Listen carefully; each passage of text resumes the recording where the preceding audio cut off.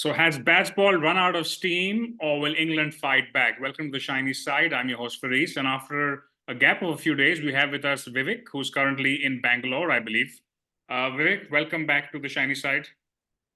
Yeah, always. I didn't think I was away just a few days. So Yeah. nice to be back, and thanks for having me. Vivek, I think we have to start with something. I think I messaged you on the last day of the test, and you something around the game, and you replied saying it feels like a home series again, right? But I think to add some more context to that, this is India who's playing this Yeah, series without Kohli. There's no KL Rahul after the first test. Jadeja missed the third test and he's back now somewhat injured. They played the third test with 10 men for this most half the match with Ashwin going out. If you look at the Indian batting lineup, I have never seen an Indian batting lineup from memory with two debutants, one guy playing his second test, one guy playing his seventh test. So it's one of the least experienced batting lineups which India has put out. But yet it feels like they're just too good for everybody. So what's your sentiment at this point?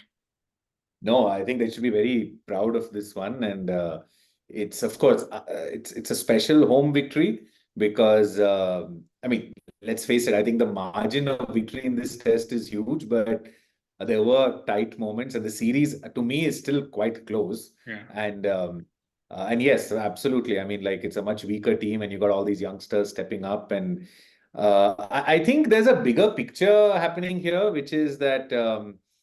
I think India had this huge run and expectations, with the World Cup.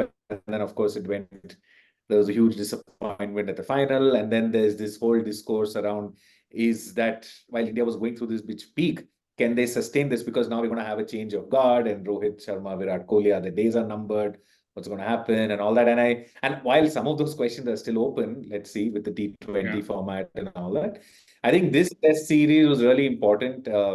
In showing the belief that the depth is there, the confidence is there across all formats of the game. It's not just that we've got an array of T20 batsmen. So I think it's a very, very strong message, very encouraging from many fronts. I think it's a much bigger picture. Obviously, there's still two tests more to go, but I feel, and the sense I have is that this is more symbolic now. I think of like a certain comfort and belief that we are finally regularly getting into this team dynamic, like whatever combination is there, the guys are able to put through 11 that does the job. Fascinating. And I guess we're at the point now, right, where the question is the fact that England won the first test, like 6 months down the road, will we even remember they won a test? Or will this actually count for something once, I guess, we get into the series? But going in, if I just look at the toss quickly again, so I think India won another toss. They batted first. England had one change. They brought in Mark Wood, who did quite well, actually. For a spinner, they also altered their balance a little bit. India, like I said, has four changes. So Jurel came in for KS Bharat. Again, he's a fresh, upcoming wicketkeeper. Jadeja came back. He's fit. Akshar Patel was left out. So we basically opted to play Kuldeep over Akshar, which is the key point here. Siraj came back and Mukesh Kumar was left out. And I guess the biggest talking point was Shreyash Iyer, who personally I've been saying I feel like struggles in a bigger moments under pressure. He was left out, and Sarfaraz Khan, who people have been talking about he's almost like a cult hero of sorts in cricket, in the cricket Twitter space, etc. He finally made a debut and a pretty good one as well. What did you make of him? It was fantastic to see. I mean, I'd never seen much of him, a little bit in the IPL, but it was amazing. I mean, he's got this fascinating Ranji record. I think, again, that's one more in the bigger sign that there have been these players. It's a huge personal moment for him. It's very emotional. You could see his father was there, and it was a lot about that. You keep doing your thing and wait, and the good things will happen. So I think everybody felt that story. And then secondly, yeah, I think this goes to show the depth that India suddenly seems to possess. And very nice that it's there in the longer format. And the way he played the spinners, both innings, I think they were very crucial innings, actually, especially the first innings one. Yeah. So if you look at, again, going back to the start of the game, India were 30 for 3 in the first innings. And at a score of 40, Rohit was dropped by Joe Root, which clearly turned out to be a very pivotal moment in the game. I think Rohit and Jadeja went on to have a massive partnership of 200 plus. And I guess A lot of English media is talking about how England lost the game in the second innings with the bat, or and the fourth day. But essentially, a test match in India, when a team bats four and scores 450, it doesn't matter whether it's India or the opponent. It's really hard to come back from, and that's essentially where, in my view, you're well behind the eight ball. How do you see that? Yeah, no, it was an amazing comeback after being 33 for 3. India did the right thing by opting to bat, but then, after being reduced for that with some tight bowling and fairly ordinary shots, I guess, for the first 3 wickets. Yeah. But yeah, I mean, obviously, a bit of luck and chance there. I think there were two things. There was the drop catch. There was also this very, very close LBW thing for Rohit Sharma as well, which, on a bad day could have gone the other way. These things happen. So definitely there were a few rubs of the green India's way. But no, I agree. I mean, I think the pace at which they also got the runs, normally in our old days, when a team scored 450, they would have taken like 2.5 days to do it. Yeah. So then, you've just basically played the draw. Today, and that's where I think, besides obviously Rohit scoring, and then quickly that too, Jadeja, took his time and held the innings together. And then Sarfraz comes in the end, and there were good contributions from all the lower order as well, Yeah. and all pretty quickly. That gave India an aggressive chance Yeah. because they scored the runs pretty quickly. I think Yeah. it was 3.5 or something, and overall. Also, So you're right. that They was were very three. They were positive. 330 for 7 at one stage. So they added 115 or one for the last 3 wickets, which is obviously completely changes the game, right? 340 versus 445 is a very different game against this England side. I guess the other point to make here is I think England had a couple of good. I think Mark Wood came back in the series and he did quite well. He got the first 3 wickets and he was definitely. I mean, they made 450 anyway. If it wasn't for Mark Wood, and God knows how many India would have made. I think we have to talk about Duckett's innings, right? Now, Duckett is a fascinating player because he reverse sweeps and sweeps everything. And the traditional cricket analysts will look at it and say, you know what, it's very risky. But he argues, and rightly so, that he says his average on the sweeps and reverse sweeps is better than his average on the forward defensive.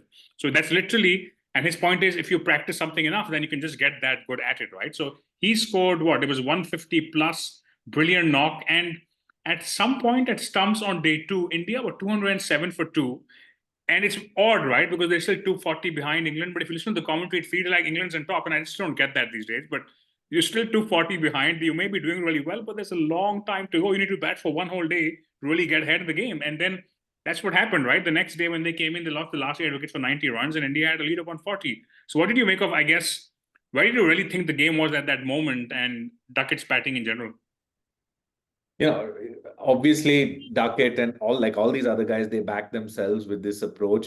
To be fair, I think I agree. I mean, they've definitely mastered this shot to a science. I mean, you even see Joe Root. I mean, in the previous match, right? Like he kept on sweeping and reverse. We got out to the reverse sweep as well. So no, they play this way. They're this baseball approach that they talk about. I mean, you can say that the numbers show that each player has a better strike rate with it. England has won more matches with it. So I guess they'll do it. It works. But what happens in this approach is, and this is where I feel England have got into a bit of a psychological pigeonhole, because they've so much stand for this way of playing that whatever the situation is, they're going to do this. So what happens is they become actually very predictable. And yes, they can also take the match away from you with that kind of they can, like the 207 for 2. The reason why we felt that, wow, England is maybe even on top, because they did it in 35 overs. So that's 6 runs, right? So even I thought going, oh shit, okay, let's see, maybe they'll get 600 or whatever. It's possible, right? But then because of that style of play, and because it's not adaptive, that whatever the situation, they'll just keep playing that way. I think you're always going to allow the opposition to get back. And that phase of play was the crucial part in the game, where they basically lost the rest of the wickets for another 100 odd runs. And if that did not happen, this match would not have actually ended this way. And any chance they had once they were bowled out, I think Jaiswal came in and scored this another epic 200, clearly re-announcing himself as the one to watch out for. And that essentially kind of killed off any chance England had, right? So if you have a 100 plus lead, if you bought the team out for maybe have a target of under 350, you can still hope and dream. But like the second this guy scored a 200, the game was done effectively. And to be honest, I don't really. Yeah.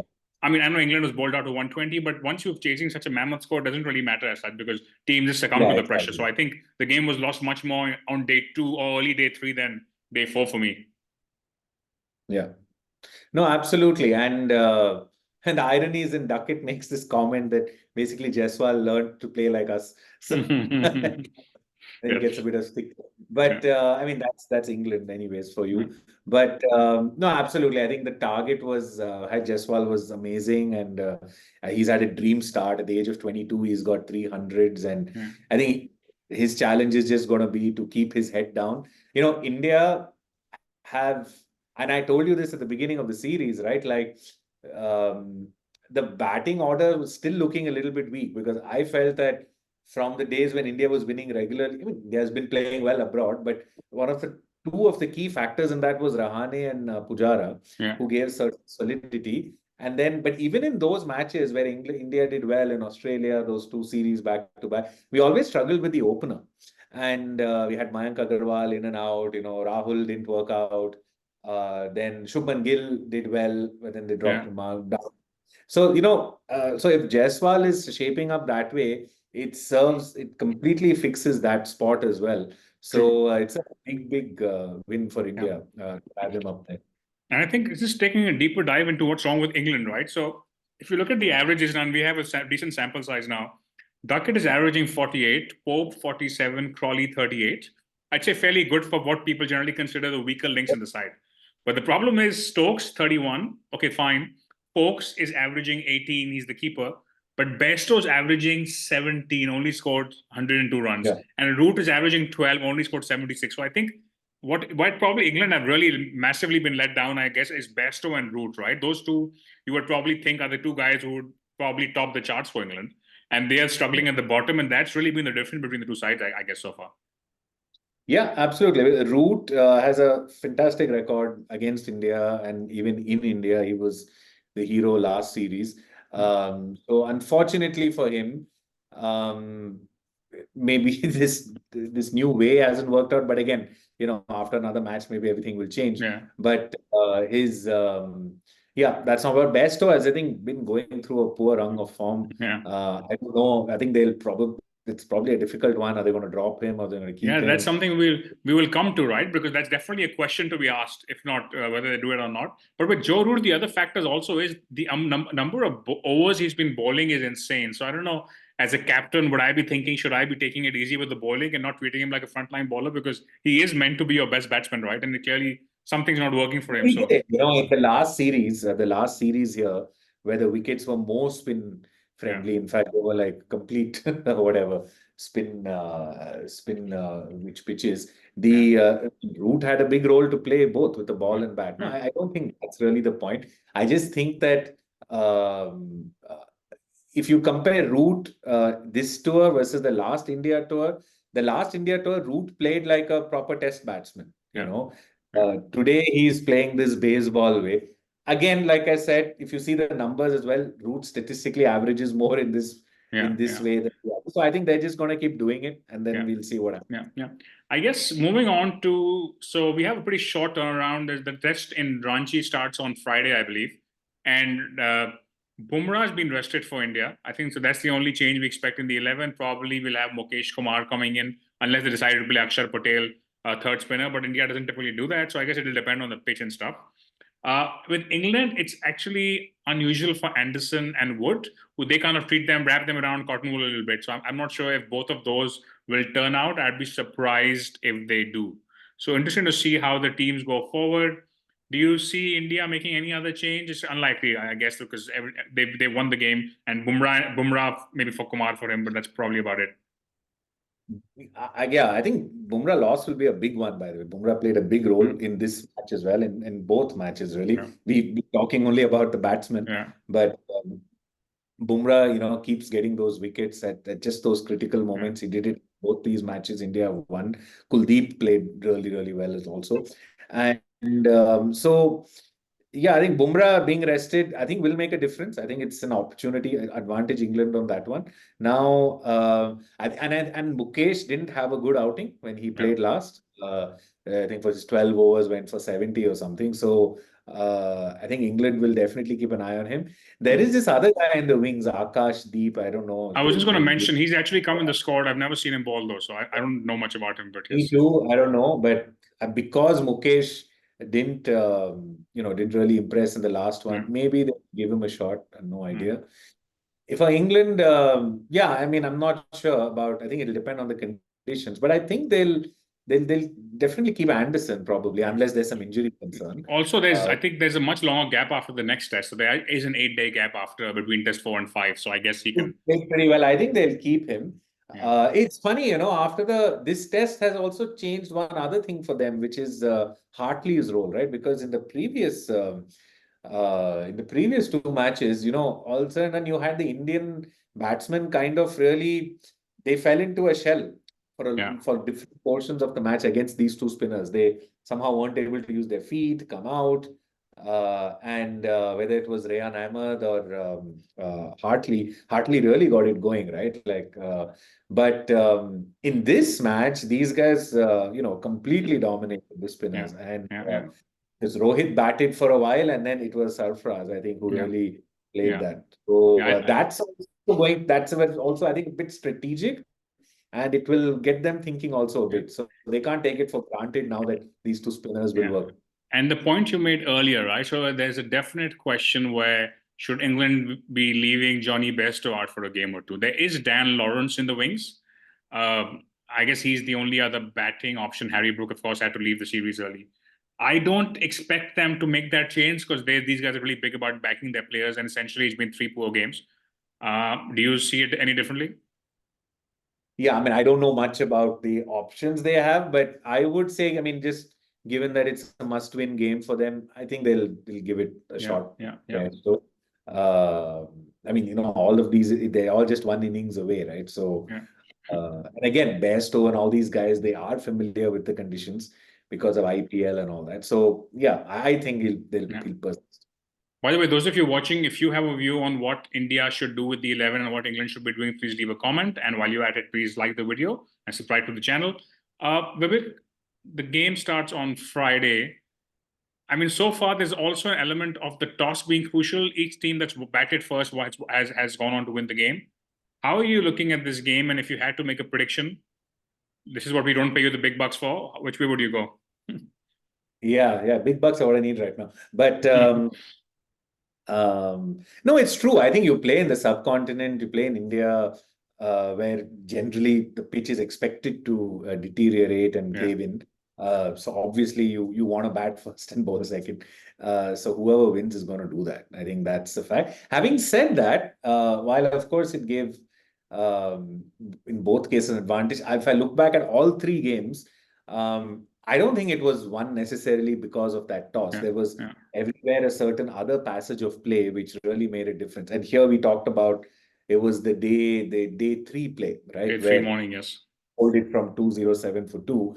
And again, you can't say anything in the wicket because after that, India again scored 400 plus. Yeah, So it's no, so in net, I don't think that's one good thing in this series so far, given that obviously India has all the the flexibility and the right to make this complete spinning minefield.